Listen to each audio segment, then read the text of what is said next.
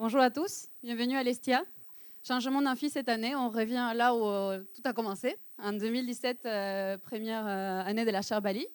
On est aujourd'hui à la 7e édition de Biarritz Good Fashion, donc on remercie les fidèles, ceux qui reviennent chaque année, ceux qui viennent cette année découvrir nos activités, les activités de l'Estia et de la Charbali en particulier. L'Estia, en 2 mots, parce qu'on en reparlera tout au long de la journée, c'est une école d'ingénieurs généralistes avec un très fort ADN international tourné aussi vers l'entrepreneuriat. On a des formations dès la sortie du bac en prépa et on peut aussi faire un doctorat à l'Estia. Comme on a fait à la Charbali, on vous racontera tout ça. Aujourd'hui, pourquoi on continue à faire Biarritz Good Fashion ? Les contextes économiques, vous les connaissez, les incertitudes politiques, vous les connaissez aussi. Il y a des guerres, il y a beaucoup de choses qui se passent. L'année dernière, on discutait autour de comment démocratiser la mode durable. On a eu plein d'initiatives, on a découvert plein de pistes à explorer. Cette année, le challenge va être de se dire, OK, on a toutes ces pistes-là, comment on les met en œuvre sur le long terme pour les pérenniser et pour faire de ça une stratégie au cœur des entreprises et des consommateurs et pas juste des initiatives isolées. Donc ça, c'est les défis de cette année, c'est comment on peut d'un côté assurer la survie économique des entreprises et répondre à leurs soucis de rentabilité tout en diminuant l'impact sur l'environnement. Voilà. Bonjour à tous. Donc, Jérémy Le Gardeur, moi je suis directeur scientifique de la Charbali. On est ravis de vous accueillir à l'Estia et au Pays Basque. Et on vous a en plus accueilli avec un magnifique temps du Pays Basque caractéristique qui vous invite à vous repenser le rôle essentiel de l'eau. Je vous rappelle le cycle de l'eau. Toute l'eau rigole dans les rivières, dans les fleuves, finit dans l'océan, s'évapore et finit par retomber au Pays Basque. Donc, c'est une richesse qu'on veut bien partager. Et voilà, c'est en plus l'automne. Et peut-être sur l'automne aussi, vous avez tous appris des poèmes sur les feuilles mortes qui tombent des arbres, d'abord qui jaunissent, ensuite qui rougissent et qui tombent. Le vent les porte. Je vous invite à reprendre cette métaphore et de vous l'appliquer parce que finalement, on a le plus bel exemple de circularité où les feuilles ne sont pas des déchets. Les feuilles se décomposent, deviennent des nutriments pour l'arbre, deviennent de l'humus. Et je crois que c'est ce qu'on doit, alors même derrière le côté un peu pénible de l'automne, il faut plutôt s'inspirer, de dire est-ce qu'on ne peut pas faire pareil ? Moi, je rêve d'un monde où la circularité sera un paradigme absolu. Il n'y aura plus de décharge. On ne prendra que les produits en fin de vie pour recréer des nouveaux produits. Je crois que c'est un des enjeux qu'on a vraiment majeur pour l'humanité. On parle énormément du réchauffement climatique. C'est une bonne chose, mais ce n'est pas peut-être le truc le plus dangereux pour nous. C'est tant qu'on continuera à puiser les ressources et les jeter, on n'a pas résolu le problème. Donc, c'est bien, on sait que la Terre est malade, il y a la fièvre, il y a la température, le CO2, mais ce n'est pas le plus urgent, c'est de réduire nos ressources. Donc c'est pour ça qu'on fait ça à l'Estia. Nous, on prend notre part de responsabilité, on forme des gamins, des ingénieurs qui sont sensibilisés à la réparation, à la durabilité, à la sobriété d'abord tout. Et on peut avoir une sobriété heureuse. Et à vous, dans vos entreprises, de faire aussi la même chose. Et peut-être qu'on aura un espoir de s'en sortir. Merci.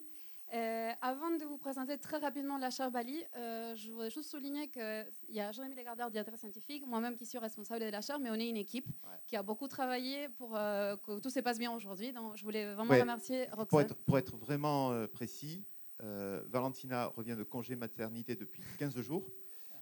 Et moi, c'est à peu près à la même période où je suis parti en mission en Corse. Donc, pour vous dire que voilà, tout ça a été organisé, ce n'est pas les deux imposteurs là, qui sont en train de présenter. On va remercier Roxane et Théo. Je ne sais pas où ils sont. Voilà. Nous, c'est juste parce qu'on rend bien en photo qu'on nous met ici. Voilà. Donc, merci beaucoup. Et donc, ne manquez pas de leur féliciter parce qu'ils ont beaucoup travaillé. Ils vous ont préparé un programme qui est très intéressant cette année. Voilà. Donc, on revient à la Charbali. Donc, la Charbali, c'est un programme de recherche et d'enseignement. Comme je vous le disais, on travaille ensemble depuis 2017. On est une chaire industrielle, c'est-à-dire qu'on travaille avec des entreprises et qui sont présentes aujourd'hui. Donc, on a le CETIA, que vous connaissez sûrement, c'est justement un livrable majeur de la Charbali. On a Decathlon, je ne vois pas Damien, mais il est là. On a Decathlon qui travaille avec nous. On a ISM qui est présente aussi dans la salle. Groupe Eram, on a Petit Bateau, GVTEX et notre partenaire académique S-Mode qui est aussi dans la salle, quelque part. Et avec, merci Stéphanie, avec les soutiens aussi de la région Nouvelle-Aquitaine et d'ADEME pour l'édition de cette année.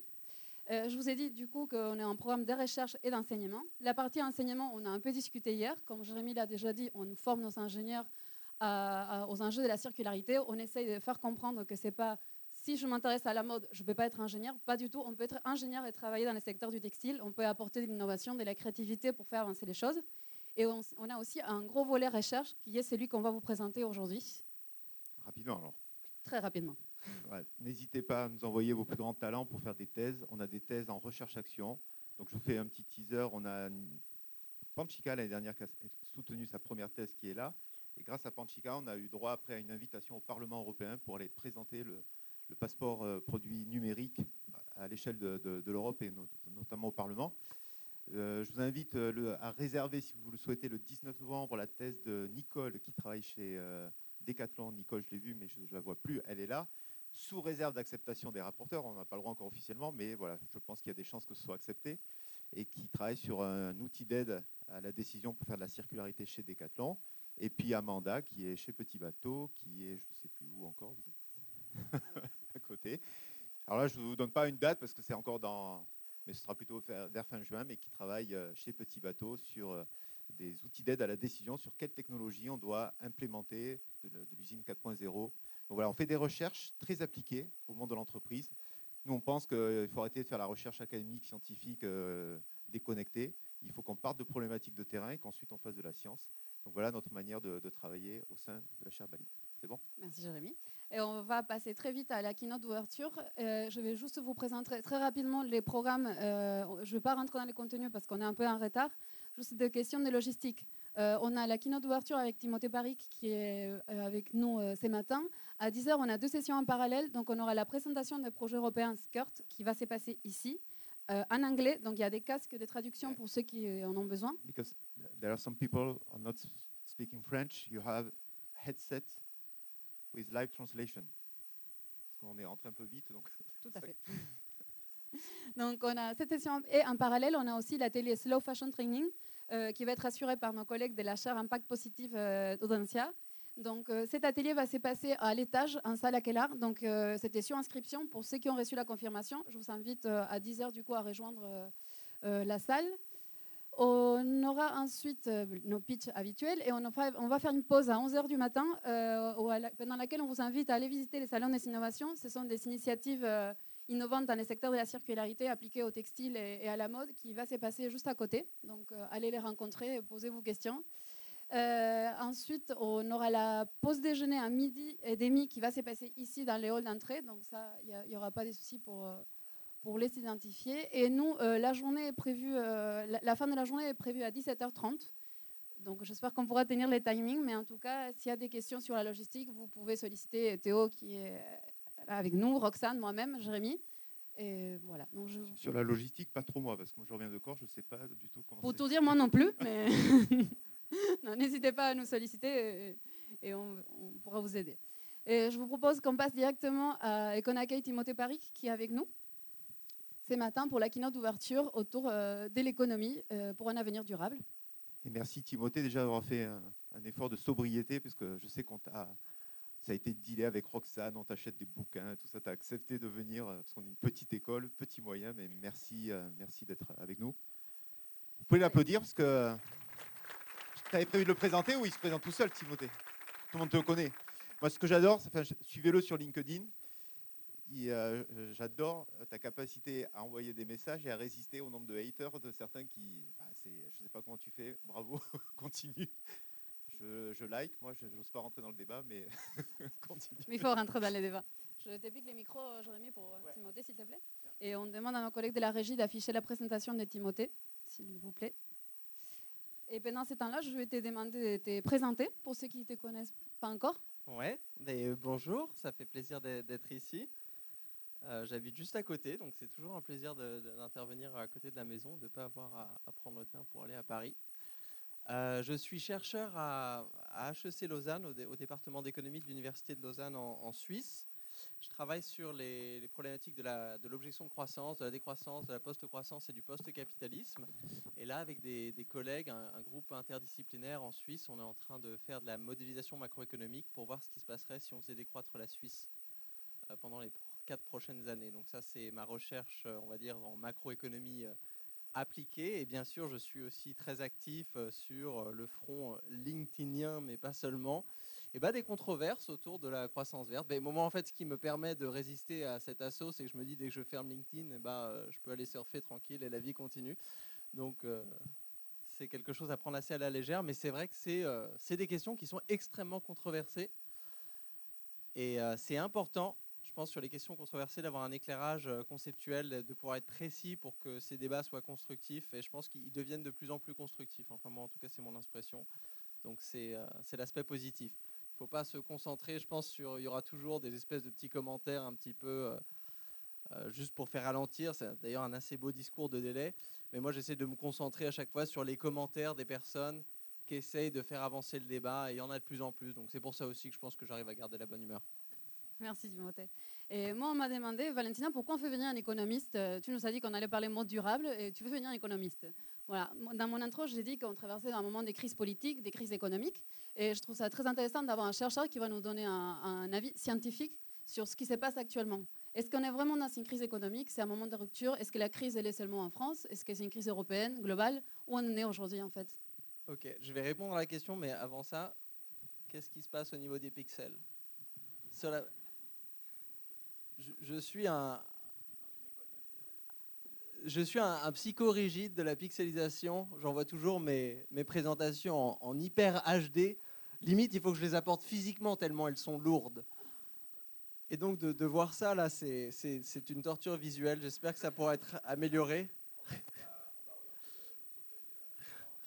Mais non, pour répondre à la question, oui, on fait face à une crise qui n'est pas seulement économique. Donc moi, je fais de la macroéconomie écologique. Donc ce qui m'intéresse d'abord, c'est la question de la taille de l'économie globale. Ah, c'est quand même mieux. Merci beaucoup la technique. Et moi, en tant que macroéconomiste écologique, vraiment, je regarde ce qu'on appelle le flot biophysique d'un métabolisme sociétal. Alors là, c'est le terme barbare, mais c'est-à-dire qu'on regarde tout ce qui rentre et qui sort d'une économie, où ça va, et on regarde surtout la taille de ce flux biophysique, de biomasse, d'énergie fossile, de matériaux, de minerais, de métaux.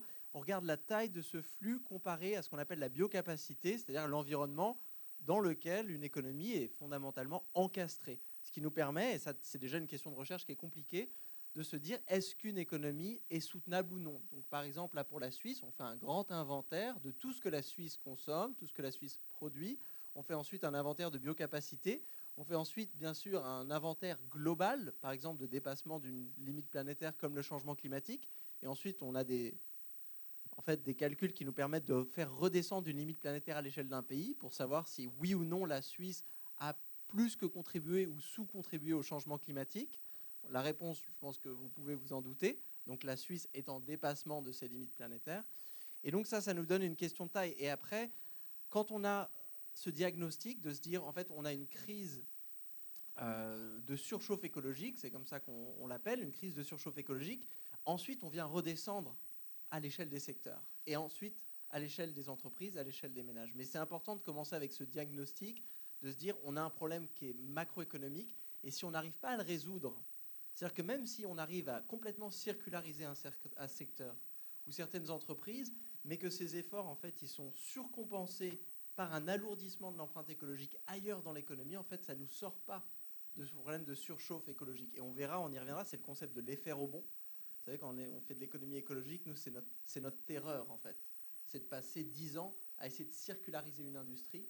Et en fait, toute l'énergie, tous les matériaux que vous avez réussi à libérer à travers des éco-innovations, à travers des efforts de sobriété, et ben d'un coup, ça va être réutilisé ailleurs, par exemple à travers des mécanismes prix qui sont assez simples. On va dire que si vous arrivez à faire fonctionner votre industrie avec beaucoup moins, allez, on va dire, d'électricité ou d'énergie fossile, ça va faire baisser la demande. Ça va faire baisser la demande et donc potentiellement ça peut faire baisser le prix et ça peut donc attirer des gens qui jusqu'à là ne pouvaient pas se permettre et donc ça peut donner envie à des entreprises de surproduire d'autres trucs. Donc là c'est horrible parce qu'on se dit en fait tout l'effort qu'on a fait d'un côté, on ne peut pas avoir le résultat macroéconomique qui est celui bien sûr du régime macroéconomique, on ne peut pas faire baisser l'empreinte. Donc la grande discussion c'est de se dire comment est-ce qu'on arrive à verrouiller un petit peu des efforts de sobriété des efforts de renoncement productif. On verra, moi, ce que j'ai rassemblé sous le terme de décroissance pour éviter des effets rebonds ailleurs. Justement, parce que l'une des réponses qu'on apporte dans ces temps de crise, c'est de dire on va verdir la croissance. Je pense que c'est une notion qui ne te plaît pas beaucoup. Et face à ça, tu nous proposes de faire un autre exercice et de penser carrément à la décroissance. C'est un terme qui peut faire peur, mais peut-être c'est par ma compréhension de ce que tu as voulu dire par là. Parce que si on ne va pas chercher vraiment les débats et bien comprendre ce que tu dis, on s'arrête au mot décroissance, les débats est incomplet. Est-ce que tu peux d'abord nous faire la distinction entre ce que c'est la décroissance face à la récession? Est-ce que c'est la même chose ou justement pas? Bien sûr. Ah, ok, très bien, j'ai un petit slide. Attention, ah oui, j'en profite pour vous montrer. Donc là, c'est un peu le travail qu'on fait. On parle des limites planétaires globales. Ça, vous avez sûrement l'habitude de le faire. Qu'on fait descendre à l'échelle des pays. Donc par exemple la France. Qu'on peut ensuite faire descendre à l'échelle d'une ville. Là, par exemple, c'est le donut qui a été calculé pour Amsterdam. On peut aussi aller plus bas, le faire à l'échelle d'une organisation. C'est celui qui a été fait pour l'université de Lausanne. Donc, quand vous pouvez le faire pour une organisation comme l'université de Lausanne, ça veut dire que vous pouvez le faire pour une entreprise. Et ça veut dire aussi, bien sûr, quand vous pouvez le faire pour un territoire comme celui d'Amsterdam, vous pouvez le faire à l'échelle d'un secteur ou d'un écosystème territorial de production. Et c'était, voilà, pour... alors, ça aussi, quand je parlais de la taille de l'économie, moi, j'aime beaucoup le Circularity Gap Report. Alors, cette figure qu'ils n'ont fait que pour celle de 2022. Malheureusement, ils ne l'ont pas refaite après. Elle n'était pas aussi bien sur le rapport de 2023. Mais qui montre assez bien, hein, ça montre très très bien donc, ce qui rentre, donc le poids biophysique d'une économie globale, et ça montre aussi bien les faibles taux de circularité. Donc moi aussi, hein, j'aime beaucoup l'idéal de cette circularité complète. La question qu'il faut se poser, c'est déjà est-ce qu'elle est théoriquement possible? Moi, l'un des arguments que j'ai défendu, c'est qu'à partir d'une certaine taille économique, en fait, ça devient très difficile de circulariser, voire impossible. Et ensuite, quels ont été les obstacles en fait? Pourquoi est-ce qu'on n'a pas réussi à circulariser? Pourquoi est-ce que les taux de circularisation baissent en ce moment? Donc ça fait partie des questions. Mais hop, je ne vais pas vous inonder. J'avais un petit slide sur la définition de la décroissance. Parce que la décroissance, en effet, quand on regarde la première ligne de la définition, une réduction de la production et de la consommation, elle fait partie de la grande famille des contractions économiques. À côté de la récession, on sait ce que c'est. La récession, en fait, c'est une définition assez simple, hein. C'est une définition quantitative basée sur le PIB. Donc, à partir du moment où vous avez un PIB en baisse, c'est une récession. Ça dure pendant plus de 6 mois, ça devient une dépression. Donc là, la définition de la récession, elle ne nous dit pas si c'est une récession qui est liée à un confinement, une pandémie, une guerre, qui est liée à une transition écologique. La décroissance, elle a ça de spécifique où c'est une réduction de la production et de la consommation, donc on a l'aspect contraction, pour alléger l'empreinte écologique. C'est ça déjà qui va la différencier, parce qu'on va voir que, à la différence d'une récession qui est un choc exogène, nous on dit, c'est-à-dire que c'est un choc exogène qui n'est pas voulu, donc qui arrive un peu accidentel et qui va toucher des parties de l'économie diverses et variées, mais sans que ça soit forcément planifié.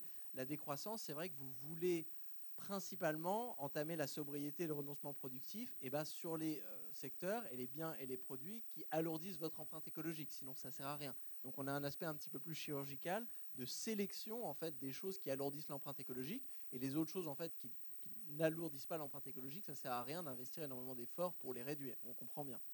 Après, il y a 3 autres caractéristiques qui existent dans la littérature académique, qui s'est développée quand même depuis la fin des années 2000. Aujourd'hui, et c'est pour ça que j'avais mon premier slide sur Degrowth and Fashion, parce que c'est assez curieux ce qui s'est passé il y a quelques années, en 2022, où il y a eu vraiment une vague d'articles sur la mode et la décroissance. Et je vous les avais mis ici. Ça va peut-être être un petit peu long de revenir. Non, ça va, c'est agile. Donc voilà, dont des articles dans Vogue, repris dans le New York Times, vraiment des trucs sérieux où on se disait qu'est-ce qui se passe? Est-ce qu'on n'a pas justement le plus grand paradoxe, le monde de la mode, et surtout ici la décroissance, donc mobilisée pour faire une critique de la fast fashion. Donc le terme qui avait été inventé à l'époque, c'est defashion. Donc on va dire la décroissance appliquée à la mode, pas degrowth, defashion. Et ça avait créé une discussion intéressante, parce que c'est à ça que ça sert les concepts académiques, c'est pour créer des discussions intéressantes. Donc moi, je vous l'annonce tout de suite, la mode, c'est pas mon milieu de spécialité, donc je ne vais pas vous dire des choses que vous ne connaissez pas là-dessus, mais je vais pouvoir au moins Ce qui est intéressant, c'est de voir que c'est une discussion qui a été lancée en 2022. Il y a quelques articles académiques de chercheurs, de chercheuses qui se sont lancés en fait là-dedans, même quelques cas d'études pour aller voir qu'est-ce que ça voudrait dire la décroissance dans le monde de la mode. Et quand on revient à notre définition, bon, on peut voir que la décroissance, elle est très proche en fait d'un concept de planification écologique, de se dire bon bah ok, réduire de la production et de la consommation pour alléger l'empreinte écologique, planifier démocratiquement, donc dans un esprit de justice sociale et dans le souci du bien-être. On retrouve en fait des grandes caractéristiques attachées à des concepts de transition écologique, par exemple le développement durable dans les années 80, l'économie verte, même des concepts comme l'économie sociale et solidaire. Donc là, on a des caractéristiques de justice sociale qui sont, je pense, assez faciles à justifier. Hein. Si vous avez une décroissance qui est non discriminée, où vous allez demander justement à cette classe de consommateurs qui a une empreinte toute petite de se serrer la ceinture alors que ça n'aurait aucun effet vu qu'ils ne consomment rien, sauf que ça les placerait en fait dans une situation extrêmement vulnérable parce qu'ils sont déjà très proches du seuil de pauvreté. Bon, vous voyez bien que non seulement ça sert à rien, mais en plus c'est contre-productif. Et c'est surtout dans un esprit de justice sociale, et ça je pense que ça va... Enfin, de ce que j'ai vu dans la littérature là, sur la mode de la décroissance, c'est très important vu qu'on a des chaînes de valeur qui sont quand même globales, c'est que la décroissance, c'est une stratégie qui est assez géographiquement spécifique, c'est-à-dire elle vient se concentrer sur les quelques régions du monde qui ont déjà terminé, on va dire, leur processus de développement. Donc les pays à haut PIB. Et pour vous montrer à quoi ça ressemble, waouh, juste le slide là, quelle coïncidence. Non, parce qu'ils ne sont pas dans l'ordre. Donc les pays là, en violet. Hein. Donc ça, nous, quand on fait des études macroéconomiques, là c'est la même chose qu'on fait pour la Suisse, ça je vous en ai mis, c'est une de 2022 pour tous les pays du monde. En fait, le PIB, on ne cherche plus trop à le verdir. Ça, on s'en fiche, on a compris que c'était un indicateur vraiment obsolète, pas un indicateur de prospérité. Ce qu'on cherche à verdir, c'est ça. C'est les indicateurs de qualité de vie, là, à l'intérieur du donut de Kate Raworth, donc espérance de vie, niveau de santé, qualité de la démocratie, emploi de qualité. Vous choisissez ce que vous voulez. En fait, on essaye de verdir ça. On essaye de garder la plus haute qualité de vie, donc ici, sur l'axe vertical, mais on essaye de passer de plus à gauche, là. Les pays là, avec des gros dépassements en surchauffe écologique, on essaie de les faire rentrer ici. Donc comment est-ce qu'on les fait décroître, faire baisser l'empreinte écologique sans retomber dans une situation où vous avez des insuffisances sociales, qui sont aujourd'hui principalement dans des pays à bas revenus. Donc c'est ça qui est très important. Et quand on voit ça, on comprend qu'il va devoir y avoir une sorte de stratégie parallèle. C'est-à-dire qu'il va falloir faire décroître les pays qui ont déjà atteint cette espèce de plateau maximum de qualité de vie. Au bout d'un moment, la qualité de vie, elle arrête d'augmenter dans le processus de développement. Ça aussi, c'est une observation empirique.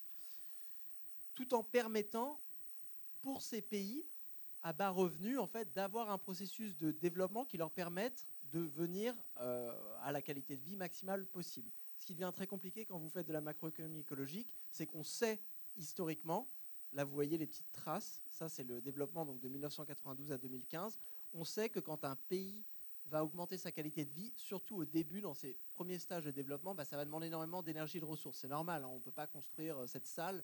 Voilà, ça demandait des matériaux. Une fois qu'elle est construite, on n'a plus qu'à la maintenir, on n'a plus qu'à entraîner des professeurs et tout. C'est peut-être plus dématérialisé, mais au début, il faut la construire, il faut l'alimenter, il faut de l'électricité.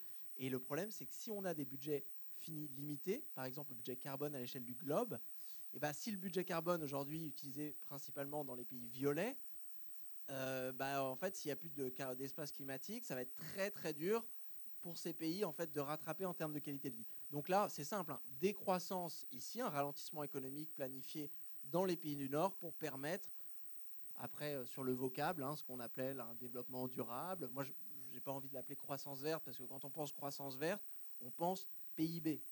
Alors qu'au moins, développement durable, on pense aux améliorations de la qualité de vie. Et dans la définition que tu nous présentes, on voit que c'est un travail collectif, on voit qu'il y a plusieurs parties prenantes qu'on peut identifier. Donc tu as parlé de ralentir la consommation, donc là c'est peut-être notre rôle en tant que consommateurs à nous tous, mais il y a aussi un volet réduire la production, ça touche plutôt le monde industriel, et il y a aussi une planification démocratique, donc là il y a tout un volet politique publique. Nous, aujourd'hui, dans la salle, on a des étudiants qui sont concernés en tant que consommateurs, mais on a aussi beaucoup d'entreprises. Quel est le rôle des entreprises dans cette planification et dans ces changements de modèle vers la décroissance ? Alors, c'est là où je vais me permettre aussi de prendre la mode pour exemple, parce que bon, en préparant, je suis allé lire quelques documents, et c'est vrai que j'ai été assez troublé par le fait que, voilà, quand on parlait de mode, en tout cas, de mode et de soutenabilité.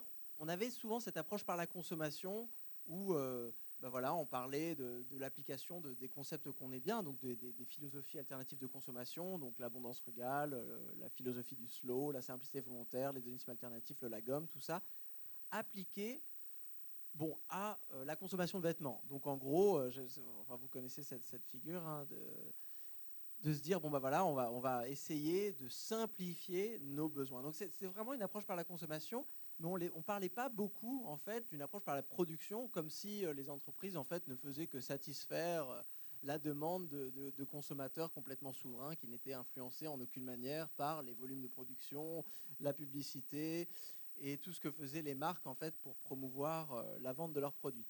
J'étais quand même assez content de trouver le Fashion Transparency Index qui, dans son édition de 2023, a ajouté, vous savez, je ne sais pas, j'imagine que vous connaissez le Fashion Transparency Index, c'est une batterie d'indicateurs où le rapport va aller regarder donc 250 marques et regarder un peu sur quels aspects ils sont transparents. Est-ce que, par exemple, ils déclarent la quantité de vêtements qu'ils jettent?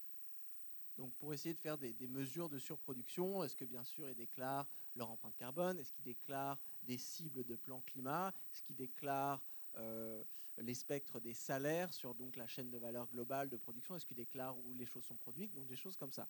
Et là, ils ont ajouté sur le 2023, vous pouvez voir ici, là, le commitment to degrowth. Donc là, essayer de prendre en compte, est-ce que les marques, en fait, mesurent la surproduction, qui définissent dans le rapport comme vraiment les choses qui sont produites et qui sont jetées sans être vendues. Donc vraiment là, c'est une définition de la surproduction assez classique. Et est-ce que les marques, en fait, ont des objectifs de réduction de la surproduction? De se dire, l'année dernière, peut-être, on a jeté 17%. J'ai vu que les chiffres allaient de 8 à 40% quand même. De surproduction, donc 40%, c'est quand même important de se dire on a eu ça, on va essayer de réduire de moitié, on va essayer de... Et en fait, presque aucune des marques ne prend ça en compte, presque aucune des marques même n'est transparent sur la surproduction. Et ce que le rapport explique, et là j'imagine qu'il y a des personnes dans la salle qui comprendront ça bien mieux que moi, c'est qu'en fait, dans le modèle économique actuel, les marques ont intérêt en fait à surproduire. Ça leur coûterait moins cher que d'avoir une production en fait parcimonieuse, précise, parce que certains avantages, les économies d'échelle, en fait la production elle-même, à partir du moment où on installe, on a un coût de production qui est fixe, mais ensuite la quantité va faire varier très faiblement, donc autant vraiment surproduire.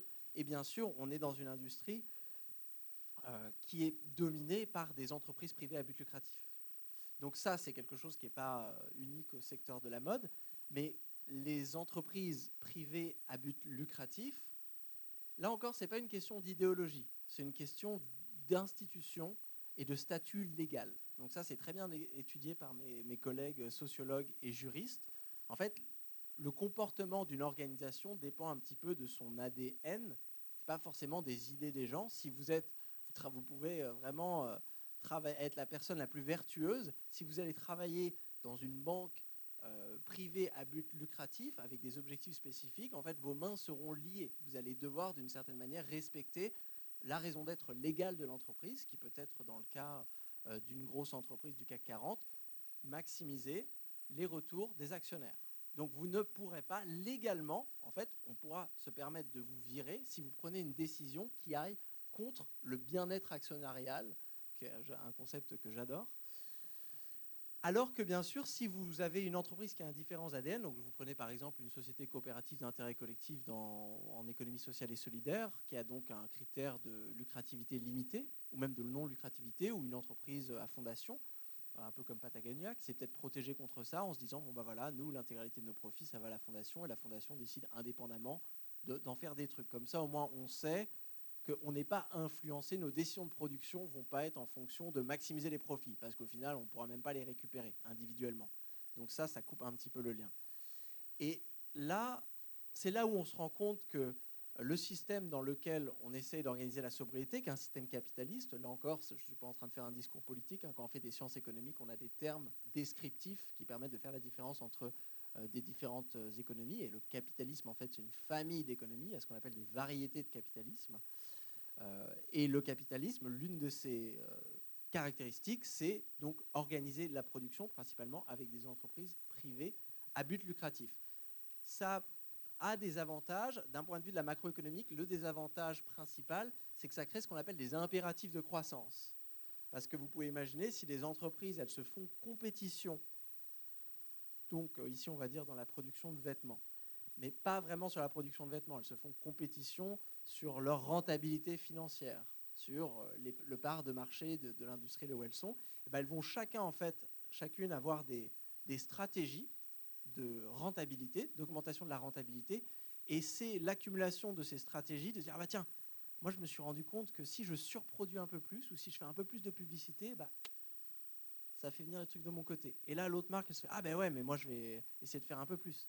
Et ensuite, vous voyez, ces mécanismes un peu de compétition positionnelle qui font que nous, ensuite, macroéconomiquement, on peut observer un secteur qui va grossir. Alors que si, bien sûr, on venait changer la dynamique, ou si on imaginait que toutes les marques en fait, étaient des entreprises à lucrativité limitée, en tout cas, dans les scénarios qu'on calcule, on voit que ça réduit un petit peu les impératifs de croissance. Et là, en début de journée, je parlais justement des situations de crise. On sait tous qu'on peut être face à ces situations-là, des moments historiques, être créatif, être innovant, trouver des solutions. Les soucis, c'est de pérenniser ces solutions-là et pas en sortie des crises, revenir en arrière et dès qu'il y a un problème économique, hop, on laisse la circularité de côté et on revient à nos indicateurs. Face à cela, l'une de tes propositions, c'est justement de revoir la raison d'être et faire en sorte que l'écologie ou les soucis socio-écologiques viennent vraiment s'insérer dans l'ADN des entreprises au même titre que les soucis financiers. Oui, et je voulais revenir au titre même du débat ici. Et donc, vous vous souvenez, hein, c'est impact environnemental et soutenabilité. Je crois que c'était ça, tac, tac, tac, tac. Voilà, comment conjuguer rentabilité économique et impact environnemental performant. Alors moi, j'aime pas du tout ce titre et je vais vous dire pourquoi. Déjà, impact environnemental performant, je ne sais pas trop ce que ça veut dire. Parce que déjà, introduire genre, la performance, c'est un petit peu comme on fait les JO de l'écologie, alors que ce n'est pas une question de compétition, la transition écologique. C'est plutôt, on l'a vu, une question de coopération. C'est comment est-ce qu'on arrive à éviter les effets rebonds avec des stratégies synergétiques entre secteurs, entre acteurs. Là, par exemple, sur la mobilité, c'est comment est-ce qu'on arrive à convaincre des lignes aériennes de donner des clients à des sociétés, des entreprises ferroviaires. Et comment est-ce qu'on arrive à faire un transfert d'investissement, un désinvestissement financier dans l'aérien qui puisse nourrir en fait une montée en gamme du ferroviaire, alors qu'on parle de deux entreprises différentes. Donc ça, c'est des choses qui sont compliquées. L'impact environnemental, moi je préfère vraiment le concept de soutenabilité. C'est ça qui compte. C'est-à-dire que même là, je sais, bon, la CSRD, bon, toutes les nouvelles approches de comptabilité environnementale, où vous allez avoir ce grand tableau de bord, en fait, il faut que ces indicateurs, ils aient toujours une échelle, un petit peu comme un pourcentage, de vous dire, en fait, à chaque fois que vous calculez quelque chose, il faut que ça soit en pourcentage d'un budget. Et pour pouvoir vous dire, en fait, est-ce qu'on est soutenable ou non. La question de taille, on l'a vu, c'est toujours une question de limite planétaire. Donc il y a une frontière, il y a une ligne à ne pas dépasser. Parce que là, moi, je travaille avec beaucoup d'acteurs qui ont des économistes, qui sont absolument redoutables, qui calculent des intensités. Intensité carbone, intensité hydrique, intensité matière, et qui calculent des taux de circularité. Qui vont vous dire, ah mais regardez, on a fait baisser la production par t-shirt de X tonnes. On s'en fout. Ça, c'est des indicateurs relatifs. Moi, ce qui m'importe, c'est un plan, une stratégie d'atténuation du changement climatique à l'échelle de l'entreprise, où on me dit, aujourd'hui, notre empreinte carbone totale le long de notre chaîne de valeur, c'est ça. Ça constitue, on va dire, peut-être 210% de notre budget carbone disponible. Et donc, on a un plan pour passer de 210% à 100% en X nombre d'années avec ces stratégies. En fait, ça, c'est des indicateurs qui nous permettent d'évaluer une situation de surchauffe écologique, qui nous permettent de délimiter une stratégie de downscaling en anglais. Downscaling, vraiment de réduction d'échelle pour pouvoir avoir ce régime biophysique et de savoir quand on peut s'arrêter, de se dire « Ok, là on est bien ». Donc l'impact environnemental, et vous savez aussi qu'en anglais, enfin, on a cette grande division qui est replie dans le GIEC et dans toute la littérature sur la soutenabilité, où soutenabilité, c'est une question toujours d'extraction et d'impact. Donc l'impact au niveau des puits et l'extraction au niveau des sources, nous on dit. Donc par exemple l'empreinte matière, l'extraction de ressources naturelles, ça c'est un indicateur de source. Alors que l'impact, par exemple la pollution de l'air ou le rejet de gaz à effet de serre, c'est un impact sur l'écosystème. Mais c'est important de considérer les deux. Donc là, par exemple, en économie, on a beaucoup parlé ces dernières semaines du rapport Draghi. Le rapport Draghi, sa seule ligne environnementale, c'est de décarboner l'économie. Décarboner l'économie, c'est l'une des limites planétaires. Donc là encore, il faut avoir une vision de la soutenabilité. Moi, j'aime bien appeler ça une vision Rubik's cubique. Donc c'est Rubik's cube. Le problème, c'est au moins plusieurs limites planétaires à résoudre ensemble. Il faut arriver à que toutes les couleurs soient là et pas juste décarboner. Alors l'autre phrase, je l'aime encore moins. Rentabilité économique. Je trouve même que c'est presque une contradiction dans les termes. Rentabilité économique. Parce que, bon, une économie, ça sert à quoi ? Une économie, c'est un petit peu ça. Hein. Il y a des écosystèmes qui sont en dehors de l'économie. On vient extraire des choses. On appelle ça la ressourcification. On vient transformer vraiment un arbre qui avait une valeur intrinsèque d'existence, une vie qui produisait des systèmes écosystémiques. Voilà, on transforme ça en ressources. Donc on simplifie un petit peu l'arbre qui ne devient qu'une ressource qu'on peut utiliser pour construire un produit que l'on peut utiliser pour satisfaire un besoin. Et on voit qu'à chaque étape, en fait, on a des critères qui sont différents. Donc là, voilà, la forêt, elle est soit en bonne santé, soit en mauvaise santé. Ça, c'est en dehors de l'économie pour le définir. La ressource, donc là, à partir du moment où on décide de couper des arbres, on l'a vu, il y a une question de volume, de rapidité. Ça peut être soit durable si on coupe un arbre et qu'il a le temps de repousser, soit pas durable du tout si vous rasez toute la forêt et quelque part pousser. Ça, on comprend bien. Donc là, c'est l'interaction ici. Ensuite, si avec toute une forêt, vous arrivez à produire une chaise parce que vous êtes vraiment mauvais et vous faites beaucoup de déchets, pas ouf, vous n'êtes pas efficient, pas parcimonieux. Et à l'inverse, si on améliore l'efficience, on peut, à partir de peu de bois, avoir beaucoup de chaises. Donc là, c'est un autre défi, on va dire que c'est un défi de production, mais il y a aussi un autre défi de consommation. C'est-à-dire que si on a, là par exemple, j'imagine que si on devait tout le temps apporter sa chaise ici, il faudrait qu'on ait beaucoup plus de chaises. Là, on a cette salle où à chaque fois, différentes personnes peuvent s'asseoir dessus, donc on partage les chaises. Donc on peut satisfaire en fait beaucoup plus de besoins de personnes qui veulent s'asseoir avec beaucoup moins de chaises. Donc là, c'est un petit peu le défi de la sobriété et de ce qu'on appelle la suffisance ou la sufficience comparé à l'efficience de production, la sufficience de consommation. Et donc là, vous allez me dire, en fait, elle est où la rentabilité ? La rentabilité, en fait, c'est un critère qui ne concerne que déjà, c'est un critère financier. Quand j'entends rentabilité, moi j'entends, il faut que je mette de l'argent et qu'à la fin, j'ai plus d'argent, que je sois rentable. Ce qui nous dit rien, en fait, de ce processus. Ce qui est en fait important économiquement, c'est qu'on mobilise des ressources et qu'on arrive à en retirer du bien-être. Déjà, il y a énormément de secteurs aujourd'hui qui sont rentables, qui créent ce qu'on appelle de la disvaleur, donc des secteurs anti-économiques. La spéculation financière et certaines banques d'investissement qui s'en donnent à cœur joie, spéculation sur par exemple les dettes souveraines des pays du Sud, qui est l'un des trucs en fait de la macroéconomie financière. Enfin, c'est l'équivalent de l'herpès sur les marchés financiers, quoi. C'est vraiment un truc, tout le monde est d'accord que c'est indésirable. Mais c'est extrêmement lucratif. Ah oui, on peut se faire énormément d'argent dessus. Mais on ne dirait pas, oui, le but c'est que ça soit rentable. Non, en fait, il faut... Quand on recadre l'économie comme un système collectif de satisfaction des besoins, déjà, ça nous permet de faire une différence sur des parties des productions de l'économie qui sont plus ou moins essentielles. Et ça, on va voir quand on parle de décroissance, c'est absolument fondamental. Parce que la décroissance, elle n'est pas non seulement chirurgicale sur la sélection des choses qui alourdissent l'empreinte écologique, mais ça doit aussi se faire de manière un petit peu intelligente, de se dire, si on doit réduire, on va dire, la consommation d'électricité à bidart, on va sûrement commencer par... on ne va pas commencer par fermer un hôpital, une école. Enfin, on voit bien qu'on arriverait dans le spectre des biens et produits du superflu à l'essentiel à faire une différence. Elle n'est pas facile à faire, elle est subjective, elle est contextuelle, mais on arrive toujours à la faire. Et donc, de la même manière, se cacher derrière la rentabilité, déjà, c'est admettre qu'une activité économique, à partir du moment où elle dégage un profit, elle a une raison d'être. Ce qui, je pense, aujourd'hui, c'est vraiment la question d'économie politique, c'est de se dire il faut redéfinir la raison d'être en fonction d'indicateurs concrets. Et quand je dis d'indicateurs concrets, déjà, on les a vus, les indicateurs concrets environnementaux. Ça permet juste d'identifier des activités qui sont insoutenables.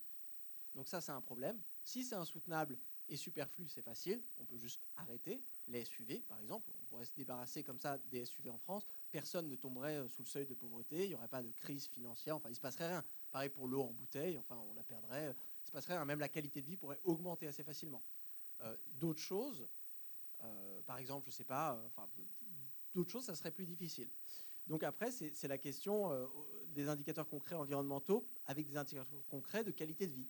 Donc la même chose qu'on fait l'intérieur du donut là, pour un pays, moi je serais assez curieux de voir une entreprise calculer en fait un tableau de bord de 12 indicateurs par exemple de qualité, je ne sais pas comment on pourrait l'appeler, lié à sa raison d'être. En fait, nous, voilà, c'est les 12 indicateurs qu'on a choisis pour mesurer les besoins qui justifient l'existence de notre entreprise. Et ça c'est quelque chose que j'aime bien pour secouer à chaque fois les entreprises. C'est que l'entreprise n'est pas une entité politique. C'est-à-dire que les pays existent, ce sont des entités politiques. Les personnes existent, ce sont des entités légales, mais les entreprises ne le sont pas. C'est-à-dire que les entreprises ne peuvent pas dire « nous existons juste parce que nous existons ». Une entreprise, en fait, peut très bien disparaître d'un jour à l'autre. Des personnes, si vous êtes ici, nous avons toutes les parties prenantes d'une entreprise et que nous décidons, voilà, jusqu'ici on faisait des SUV, bon, à partir de demain on va arrêter, on va faire des vélos électriques, on va créer une autre entité de production, en fait ça peut très bien se faire. Donc il faut penser les entreprises de manière dynamique, et ça ici on fait face à un problème de récit d'imaginaire, c'est-à-dire qu'on a cette glorification un petit peu des entrepreneurs, des gens qui arrivent à créer des entreprises. Toujours ça, ouais, moi j'ai créé ma boîte, j'ai fait ci ou ça, mais personne, il y a des gens qui vont dire moi j'ai détruit une entreprise. Pourtant, il devrait y avoir une certaine fierté de se dire oui, moi écoute, j'ai récupéré une entreprise qui faisait des SUV et je l'ai défoncé. Je l'ai fermé. J'ai réussi à libérer en fait, j'ai réussi à faire de la redirection écologique, donc tout ça en fait j'ai pris cette entreprise et j'ai fait quelque chose d'autre de plus utile à partir de ça. Une sorte de destruction créatrice. Et ça, en fait, c'est l'entrepreneuriat disruptif. Je ne sais même pas comment on pourrait l'appeler. Nous, en macroéconomie, on aime bien parler d'exnovation. Donc l'innovation, c'est faire rentrer un truc. Exnovation, c'est faire sortir un truc. Et souvent, on voit qu'il faut, si vous voulez faire rentrer la voiture électrique dans le parc automobile français, il faut faire sortir la voiture thermique. C'est ça qui est compliqué. Si vous voulez faire rentrer des voitures plus petites, il faut faire sortir des voitures plus grosses.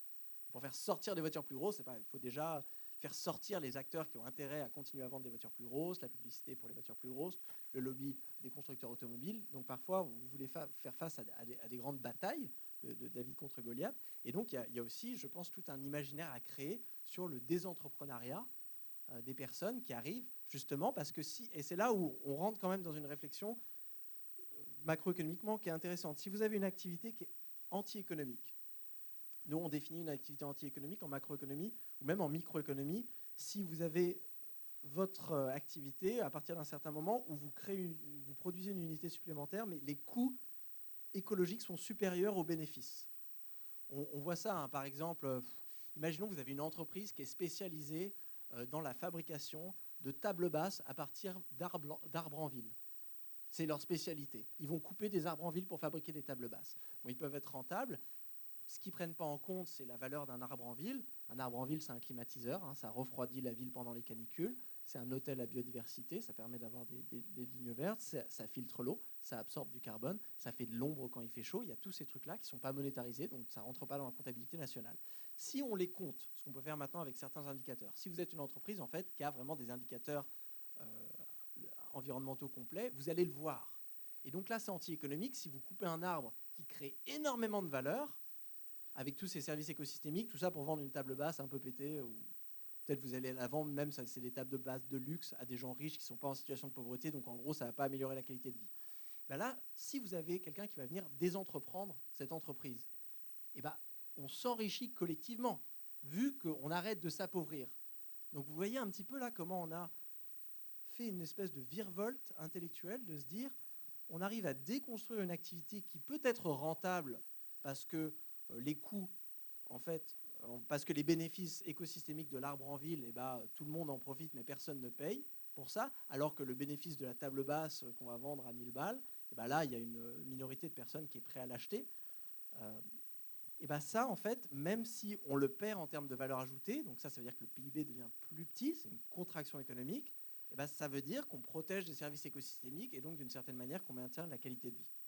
Mais pour ces redirectionnements économiques qu'on peut faire dans les entreprises, il y a plusieurs volets. Il y a un volet où ça ne dépend pas que des entreprises, parce qu'il y a un volet politique publique, comme on l'a dit. Une interdiction de telle production ou de telle importation, ça ne dépend pas que des entreprises. C'est plutôt un choix politique. Et nous, entreprises, demain, on décide de changer de stratégie. Ça met un certain temps pour se mettre en œuvre. Et en attendant, Alors déjà, moi, il y a une question d'agilité. Je me dis, si je m'inscris au JO, pour les prochains JO, moi, je vais commencer à m'entraîner, je vais commencer à m'étirer.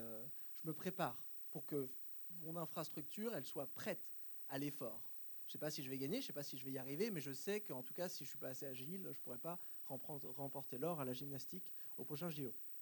L'entreprise, c'est pareil. Elle sait qu'elle va devoir faire quelque chose, elle va devoir se contorsionner d'une certaine manière, elle va devoir faire quelque chose de différent. Donc déjà, dès aujourd'hui, elle peut travailler sur son infrastructure. Vous vous souvenez, on a vu un petit peu les molécules d'une entreprise qui vont lui permettre d'être plus ou moins agile. Patagonia, quand elle a fait sa transition vers un modèle de lucrativité limitée, c'était en fait de se dire, aujourd'hui, les sirènes du capitalisme font que c'est très très difficile d'aller contre la rentabilité. C'est-à-dire que les constructeurs automobiles, aujourd'hui, les produits avec la plus forte valeur ajoutée, vous en doutez, c'est les SUV, et surtout les SUV de luxe. Donc elles ont énormément de mal à arrêter d'en produire. D'ailleurs, elles en produisent de plus en plus. Et même sur les périodes où il y a des raretés de ressources, où il n'y a pas assez d'électricité, où il n'y a pas assez de ressources pour produire, eh ben, elles ralentissent la production de petites citadines électriques pour pouvoir préserver leurs produits à forte valeur ajoutée. Donc c'est le contraire de ce qu'on voudrait faire. Donc là, et ça c'est une résultante en fait de leur statut légal. Elles prennent des décisions en fonction des intérêts de leurs actionnaires qui, eux, ne veulent juste maximiser donc la rentabilité de l'entreprise. Donc déjà, une entreprise qui se dit « Ah, je ne sais pas comment ça va venir, je ne sais pas comment les politiques publiques vont arriver, je ne sais pas comment les consommateurs vont réagir, mais bon, je sais qu'on va devoir faire un truc exceptionnel. » Bon, bah déjà, ça veut dire il va falloir horizontaliser notre gouvernance et il va falloir surtout changer. Ma collègue Jennifer Hinton, qui est une économiste américaine avec qui j'ai beaucoup travaillé, elle a développé une thèse sur ce qu'elle appelle la relation au profit. Et elle a réussi à démontrer tout au long de sa thèse, et sur des recherches vraiment les 10 dernières années où elle a beaucoup travaillé avec des entreprises américaines et en Suède, que les entreprises, en changeant leur relation vis-à-vis du profit, ça ouvre l'arbre des possibles. C'est-à-dire que par exemple, un constructeur automobile qui va dire bah, nous, avant c'était peut-être, bon, on va faire quelque chose de très simplifié, c'était une compagnie très verticale, actionnariale, à but lucratif. Et donc pour elle, déjà, les citadines électriques, c'était à la marge. C'était un truc d'image de marque, mais ça ne pouvait pas être la grande partie de la production. Et il n'y avait aucun moyen de faire advenir dans l'arbre des possibles la disparition des SUV. Ce n'était pas possible, ce n'était pas une décision économique réaliste dans le cadre actuel. Alors qu'un constructeur automobile qui va dire ok, nous, on devient une société coopérative d'intérêt collectif, on devient une coopérative de transition écologique, on pourrait dire, où on se dit au moins, on sait qu'on va devoir prendre des décisions et on veut faire en sorte que l'aspect économique, il arrive en dernier. Parce qu'aujourd'hui, dans le réalisme économique d'une entreprise à but lucratif, c'est le réalisme économique d'abord et ensuite l'écologique après. Alors que là, en fait, ce qu'on essaie, c'est d'inverser. C'est pour ça, sur mon livre, j'avais inversé la montagne. C'est qu'on doit prendre des décisions, c'est-à-dire que de la même manière qu'on fait de l'austérité budgétaire à l'échelle d'un pays, de se dire, bon voilà, on va devoir faire ça parce qu'on n'a pas assez d'argent, ou qu'on limite sa consommation parce qu'à l'échelle des individus parce qu'on n'a pas assez, ou à l'échelle d'une entreprise, on décide de quoi investir parce qu'on n'a pas des capacités d'investissement infinies, donc on décide soit d'ouvrir une nouvelle chaîne de SUV, soit une nouvelle chaîne de voitures électriques. Et bien là, en fait, on prend les mêmes décisions, sauf qu'il n'y a pas d'euros. C'est des mètres carrés, c'est des mètres cubes d'eau, c'est des tonnes de CO2, c'est des kilowatts. Et en fait, on se dit, OK, qu'est-ce que ça serait ? Et on entrecoupe ça, bien sûr, avec la qualité de vie, donc les 12 indicateurs qui justifient la raison d'être de la production en termes de satisfaction de besoins concrets, et on prend une décision. Et une fois qu'on a pris la décision, ensuite, on regarde les prix. Je sais que c'est difficile à faire, comme ça, de s'imaginer. Une fois qu'on a fait ça, on fait, OK, on a identifié, par exemple, voilà, une marque qui décidait, là, l'année dernière, de supprimer l'un de ses produits, donc les lingettes pour bébés, parce que c'était le produit qui alourdissait de plus l'empreinte carbone de l'entreprise. Ils se sont dit, il n'y a aucune technologie qui nous permet en fait, de verdir le truc, on ne peut pas se permettre, donc on arrête de la produire. Ça veut aussi dire que c'est 20% de notre chiffre d'affaires qui disparaît. Mais ça, en fait, c'est économique. Eux, ils ont décidé, OK, pour le carbone, c'est ça qui sort, on décide, on fait ça. Et ensuite, en chantier numéro 2, vu qu'on va perdre 20% de notre chiffre d'affaires, comment est-ce qu'on s'adapte? Vous voyez comment on ne peut pas mettre en conflit le truc de « Ah, ça nous fait baisser le carbone, mais ça nous fait perdre 20% de notre chiffre d'affaires. » Si vous êtes une entreprise à but lucratif, vous n'allez jamais le faire. Si vous êtes une entreprise à lucrativité limitée, qui a réussi à diviser en fait, ces deux processus de décision, et c'est pour ça qu'on parle de gouvernance horizontale, c'est le plus souvent quand vous avez des parties prenantes qui peuvent représenter des intérêts divergents. Par exemple, si vous arrivez à asseoir des représentants des investisseurs de l'entreprise, c'est une partie prenante importante, avec des ONG qui travaillent sur la soutenabilité de votre processus de production, et que ces personnes peuvent prendre une décision ensemble, avec par exemple des représentants, des ingénieurs qui travaillent pour votre entreprise et des travailleurs qui travaillent sur votre chaîne, prendre une entreprise de prendre une décision dans de ce multi-sociétariat, comme ils appellent ça dans les coopératives, et ça vous donne de l'agilité, dans le sens où le brainstorming, il sera plus riche que si vous avez genre 10 actionnaires qui vont tous voter, bien sûr qu'on continue à faire les lingettes pour bébés, là, vous êtes débiles, c'est 20% de notre chiffre d'affaires. Donc vous voyez un petit peu l'agilité d'une entreprise, et ça, en fait, on ne peut pas vraiment aller au-delà. Pour aller à l'étape d'après, ça serait de se dire, et j'imagine que c'est un petit peu la raison d'être de ce genre d'événement, de se rendre compte qu'à l'échelle d'une entreprise, on est assez limité, donc on va créer un consortium d'entreprises en transition pour se dire, nous, en fait, on va essayer de faire basculer le secteur. Le sociologue Jérôme Bachet, il travaille beaucoup avec ce concept de voir la transition écologique comme un basculement. Et de se dire, sur n'importe quel aspect, en fait, vous allez toujours avoir une espèce de relation de pouvoir entre des acteurs qui ont intérêt à faire continuer une situation de surproduction aujourd'hui et des acteurs qui essayent de renverser, de faire basculer. Donc là, c'est des stratégies un petit peu à la Game of Thrones, de pouvoir, de faire des alliances pour arriver juste au moment où vous êtes un petit peu plus que la majorité, pas en termes de personnes, mais en termes de pouvoir, en termes de contrôle d'une certaine industrie, et ça va créer un mécanisme de cascade où vous allez en fait devenir la nouvelle norme. Donc par exemple, nous, là, quand on calcule des scénarios, par exemple, on se dit à quoi ça ressemblerait, où est le point de bascule pour que les règles de l'économie sociale et solidaire deviennent ce qu'on appelle l'hégémonie, donc en fait la majorité dominante dans l'économie française. Aujourd'hui, vous savez, on entend souvent, voilà, c'est 10% de l'économie ou un petit peu plus. Donc là, c'est une minorité, 90% de capitalisme, on va dire 10% de l'économie sociale et solidaire. Où est le basculement et comment y arriver? Parfait, merci. Est-ce qu'il y a des questions dans la salle? Nicole?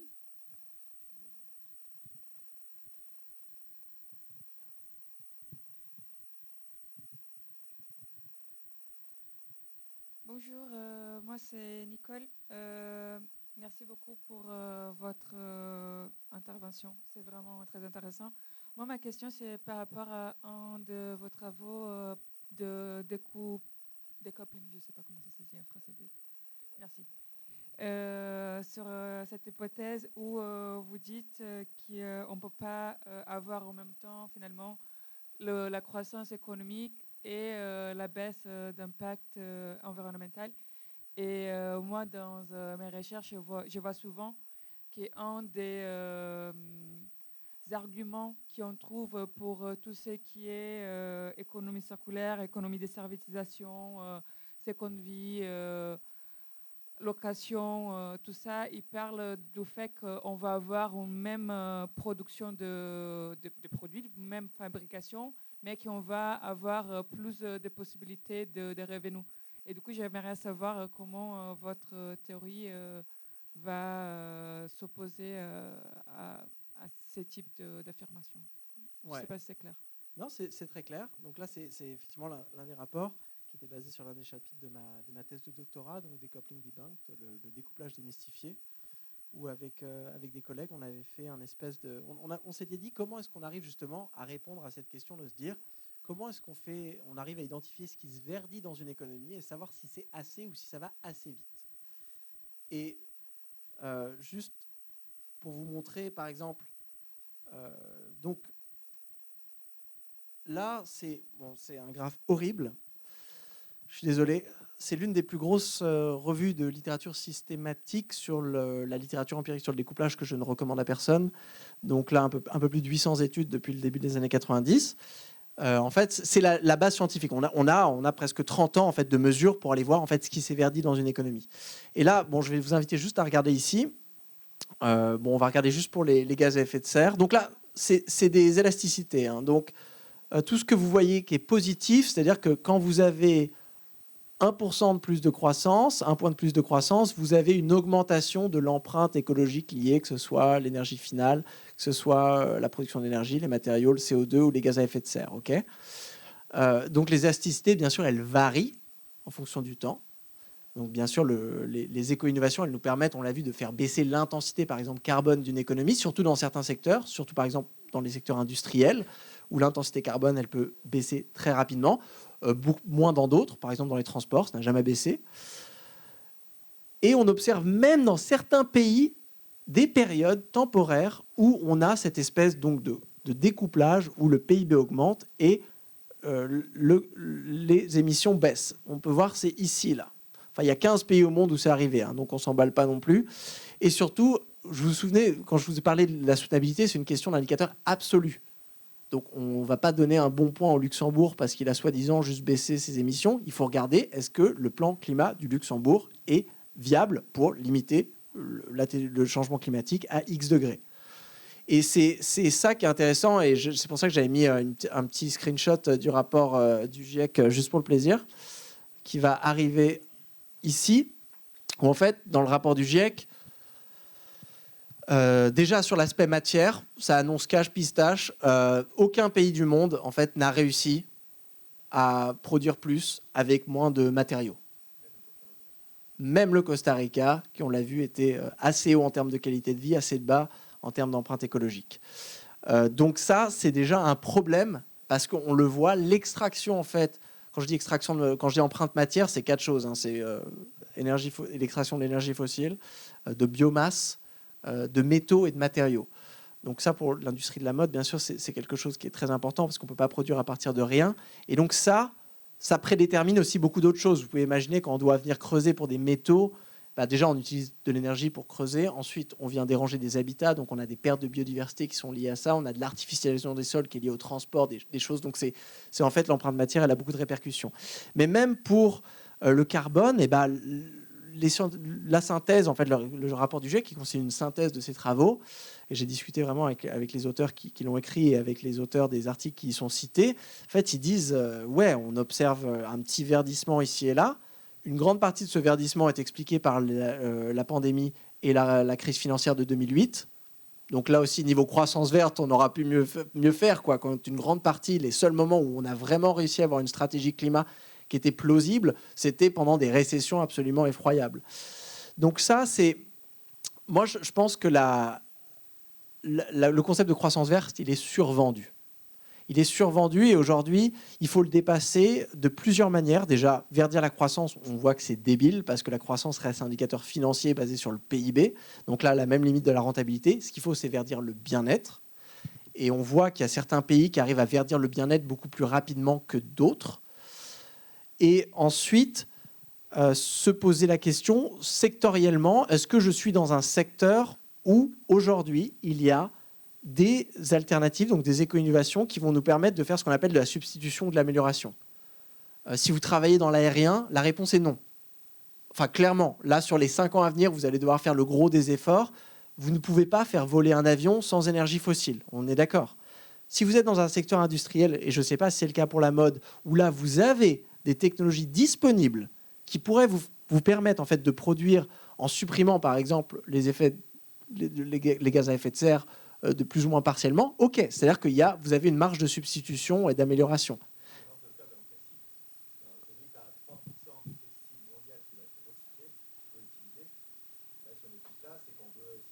Ouais. Et bien c'est ça.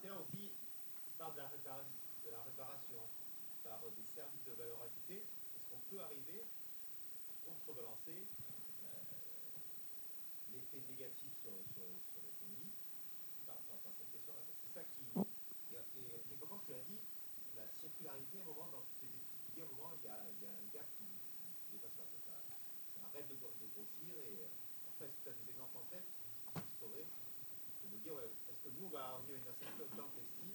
Est-ce que ça se ressemble avec un autre secteur? Oui, bah, est-ce qu'il y a des effets, en fait, tu as des plafonds de verre qu'on ne peut pas dépasser? ouais. Mais ça, c'est assez facile à calculer parce que, en fait, ce qui importe pour la circularité et pour le textile, je ne sais pas un petit peu la durée de vie moyenne que vous avez, mais genre, par exemple, voilà, quand on regarde un petit peu pour le secteur des transports, une voiture, bon, bah, on va dire ça va être 20 ans. Donc la voiture, en fait, elle va immobiliser pendant 20 ans. Donc les matériaux, vous les puisez, et seulement 20 ans après, ils vont être disponibles pour être recyclés. Donc déjà, si votre taux de production, en fait, il est supérieur à cette espèce de taux de remplacement, en fait, vous n'allez pas pouvoir close the circle parce qu'il n'y aura pas assez de déchets. Et si aussi, bien sûr, on comprend bien, hein, si chaque année vous produisez plus, bah, même si vous recyclez l'intégralité de la production précédente qui serait disponible instantanément après 1 an, ce qui n'est pas le cas, mais il n'y aurait pas assez.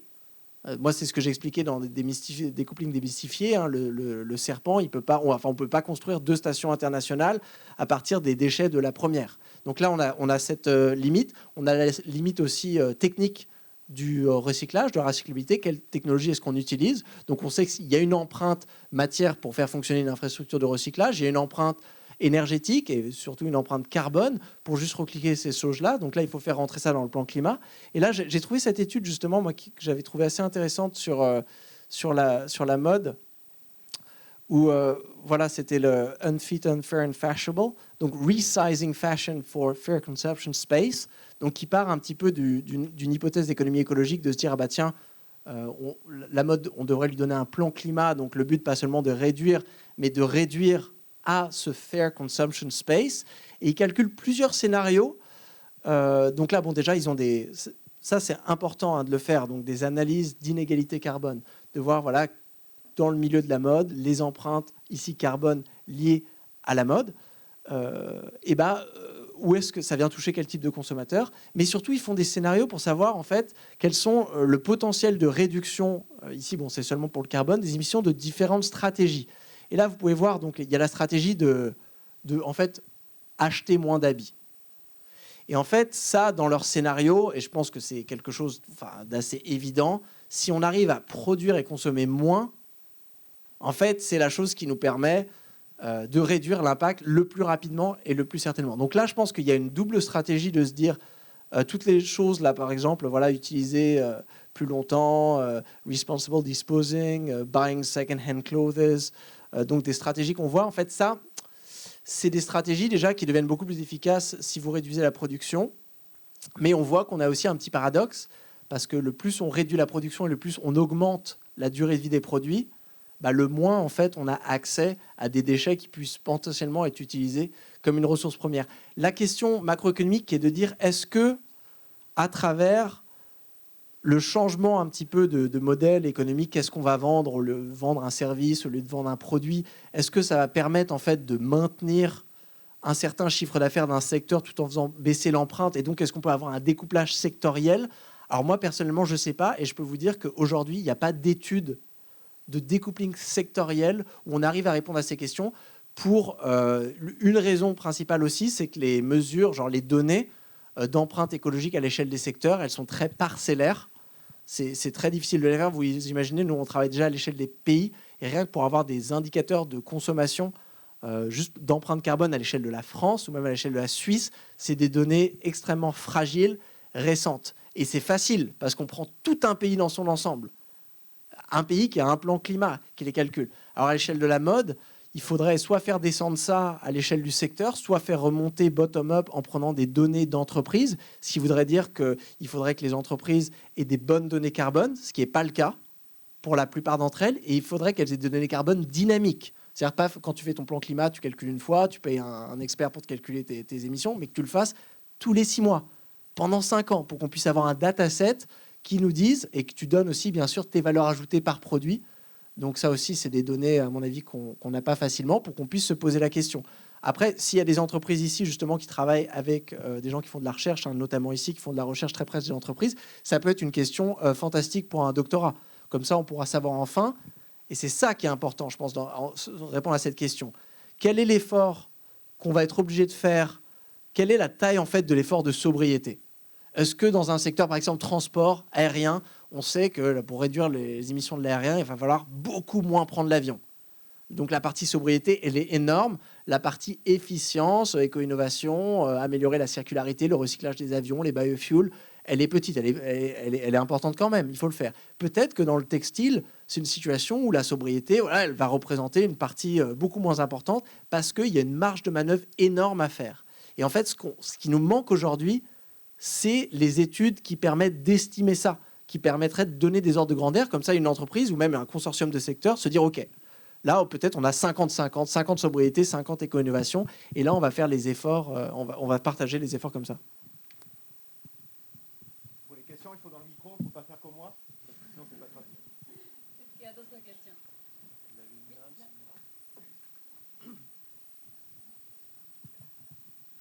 Oui, bonjour. Merci beaucoup pour votre intervention, très intéressante et engageante comme d'habitude. Une petite question, est-ce qu'il y a des outils de calcul de la limite planétaire par entreprise aujourd'hui disponibles? Pas que j'ai vu. J'y connais pas grand-chose en IA, mais pour l'instant, les recherches qu'on fait, je pense à l'université en tout cas, toutes les modélisations qu'on fait, ça j'ai une bonne connaissance de ça, et il n'y en a aucune vraiment qui mobilise des nouvelles technologies liées à l'IA pour faire ces choses-là. Comment on fait?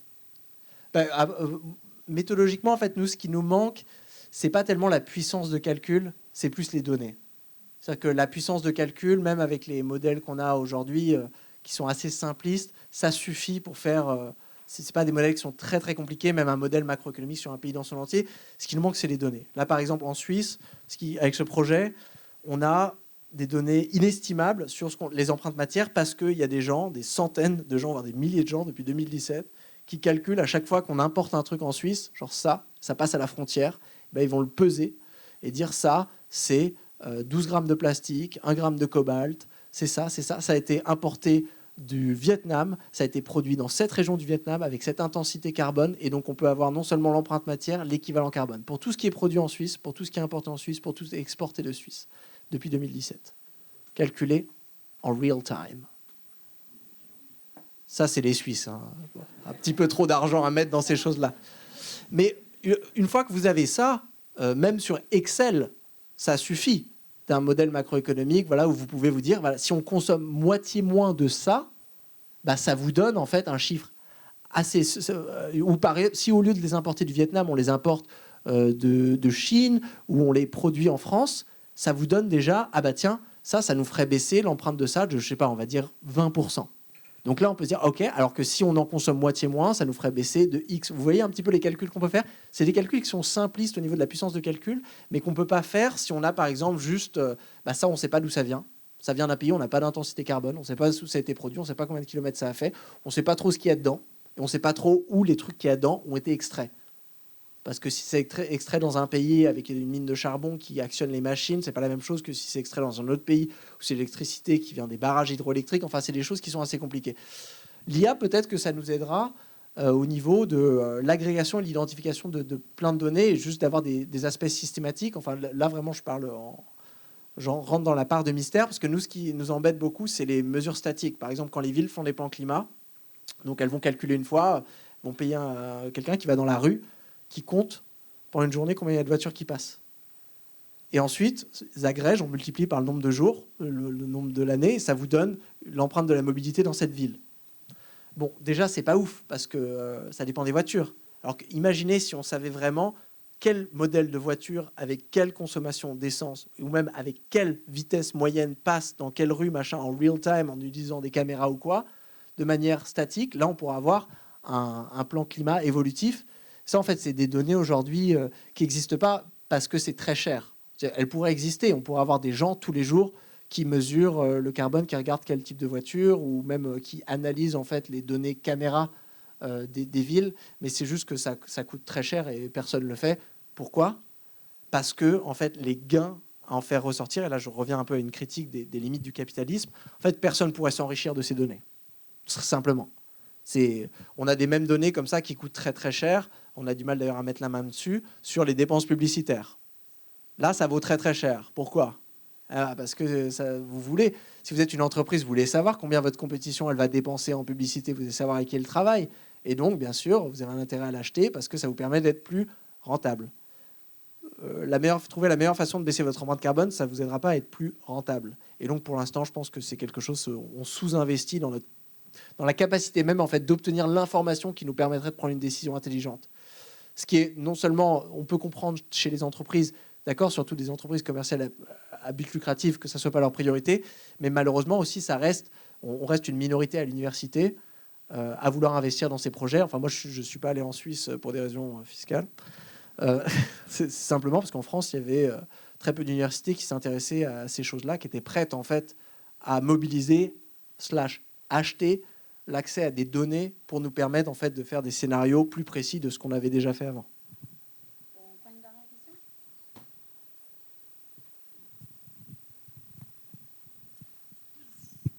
Bonjour. Moi, je suis Pauline de chez Fairly Made. J'avais une question sur la notion de concurrence versus coopération. Je pense que c'est quelque chose d'assez majeur et en tout cas un défi assez gros dans l'industrie textile, puisqu'il y a de la concurrence sur le produit forcément, mais il y a aussi beaucoup de concurrence sur les process d'innovation et des entreprises, des marques qui gardent aussi leurs avancées d'éco-conception, par exemple. Et je me demandais si vous aviez théorisé ou réfléchi aux leviers qui pourraient entraîner les marques à coopérer davantage, que ce soit au niveau d'une économie, d'une collectivité, etc. Alors moi, pas personnellement, mais il y a beaucoup de mes collègues qui travaillent donc sur la notion de commun, de commons, et surtout de commun dynamique, donc de commoning, et qui travaillent par exemple sur les brevets en accès libre, et qui essayent de comparer la diffusion donc, des innovations dans des secteurs où vous avez beaucoup d'entreprises, et là encore, je vais vous dire quelque chose qui va paraître pas surprenant. On revient à un système en fait qui est assez simple. Si vous êtes une entreprise privée à but lucratif et que vos éco-innovations, vous les voyez comme une opportunité d'être plus rentable, bah vous allez les garder pour vous. Vous n'avez aucun intérêt à les partager. Mais si encore une fois, une partie de votre raison d'être, en fait, c'est de réduire l'empreinte du secteur, vous avez tout un intérêt à les partager. Et encore une fois, si vous hiérarchisez les décisions et que vous êtes une entreprise à lucrativité limitée et que les trucs d'économie, c'est pour les comptables, on s'en fout, et que vous, ce qui vous importe, c'est le carbone, et que vous avez découvert une éco-innovation qui est vraiment géniale pour le secteur, bah vous allez la partager. Donc ça va devenir un brevet en commons, à la Wikipédia, les trucs open source. Et ensuite, bien sûr, ça fera peut-être rager un peu les économistes au niveau de la logistique, de « Ah oui, mais comment on le finance? C'est nous qui avons financé 80% des efforts d'innovation, les autres, ils vont profiter gratuitement. » Ça, on laisse les comptables un petit peu s'occuper de ces trucs-là, c'est pas important. Ce qui est important, encore une fois, c'est si on a dans une entreprise découvert un procédé de production qui permet véritablement de faire baisser l'empreinte écologique, c'est que cette innovation, elle puisse ex-nover tous les procédés industriels moins compétitifs dans l'aspect écologique de la chose. Donc là, il y a Éloi Laurent, qui est un économiste que j'aime beaucoup, qui a sorti un livre où cette année, il y a quelques mois, où il fait la différence entre la collaboration et la coopération. Et donc, bon, je pense qu'il y a aussi l'aspect et la concurrence et la compétition. Mais lui, où justement, il essaie de dire, là, aujourd'hui, si on n'arrive pas à faire transition écologique, c'est par manque, justement, de coopération, où les entreprises, même, elles vont collaborer quand elles ont un intérêt économique à le faire. Mais à partir du moment où j'ai aucun intérêt économique à te donner un brevet gratos pour te faire baisser ton empreinte carbone, parce que si je fais ça, déjà, je ne serai plus le pionnier en termes d'écologie. Ensuite, le jour où les politiques publiques vont vraiment serrer la vis, moi, je pensais me retrouver en situation de monopole, mais ça voudra dire que toi, tu le seras aussi. Donc, tu vois, là, on a ces logiques de compétition qui peuvent contrecarrer les bénéfices de la transition écologique en question de coopération. Alors, comment contrecarrer ça ? Moi, ce qu'on sait au niveau de la recherche, de ce que j'ai vu de par mes collègues, c'est que bien sûr, les entreprises qui ont donc cette agilité, cette relation au profit, où ils ont réussi à hiérarchiser leurs décisions, elles sont plus à même de coopérer que la moyenne. Bon, ça, on sait. Et aussi, les entreprises qui ont réussi à créer des dynamiques territoriales, donc des pôles de coopération où il y a des liens, en fait, où il y a des écosystèmes. Donc, très souvent, c'est lié, vous savez, quand vous faites des cartographies de chaînes de valeur, si vous avez des chaînes de valeur qui sont très étendues dans des écosystèmes sociopolitiques différents, bah, vous êtes moins à même d'avoir des stratégies de coopération parce que c'est des entités qui sont vachement difficiles à réunir. Alors que si vous êtes sur un écosystème industriel où vraiment vous êtes en relation directe avec plein d'autres compagnies qui produisent sur le même site que vous, et ben là, en fait, ça favorise la coopération. Donc là, je pense que ça nous donne déjà 2 éléments intéressants. De repenser un petit peu la territorialité de la production, donc cette notion un petit peu d'écosystème territorial, ou peut-être justement pour pouvoir coopérer, il va falloir relocaliser certaines productions, il va falloir venir redimensionner certaines chaînes de valeur. Ça, c'est le premier point. Et ensuite, de se dire peut-être qu'il va falloir institutionnellement venir changer un petit peu la façon dont on organise une entreprise au niveau gouvernance et au niveau de relation du profit pour pouvoir se permettre d'avoir des comportements de coopération et pas seulement de collaboration économique. Merci beaucoup pour ton intervention. On n'a plus de temps pour des questions, mais merci beaucoup pour ton intervention, c'était très intéressant. Et tu me facilites la transition parce qu'en parlant des collaborations, je vais inviter nos partenaires européens du projet SCART venir présenter leur projet. Et j'invite aussi ceux qui sont inscrits à l'atelier Slow Fashion Training avec la chaire Audencia à monter à l'étage pour cet atelier.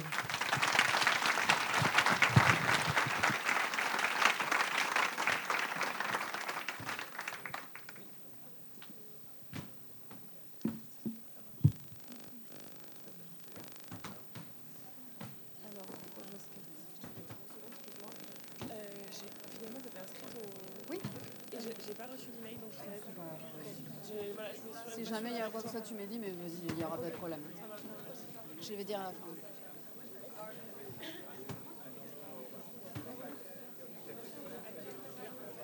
Ça allait? Ouais, super, il paraît super bien et tout, c'est top. Les gens de SCART, où sont-ils? Les gens de SCART. Ouais, mais ils sont.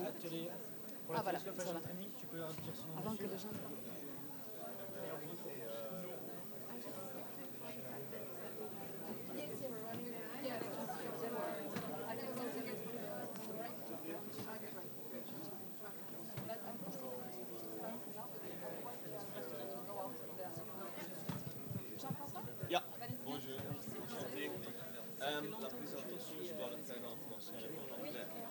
No, I think we have everything in English. Yeah. Okay. Okay. Thank you. Yes. No. All speakers can come. Maybe very quickly. Really try to stick to the time so that we have some. Sorry, Nederlands. Als we gewoon kunnen. Ik kan mijn best doen. Ja. En dan yes.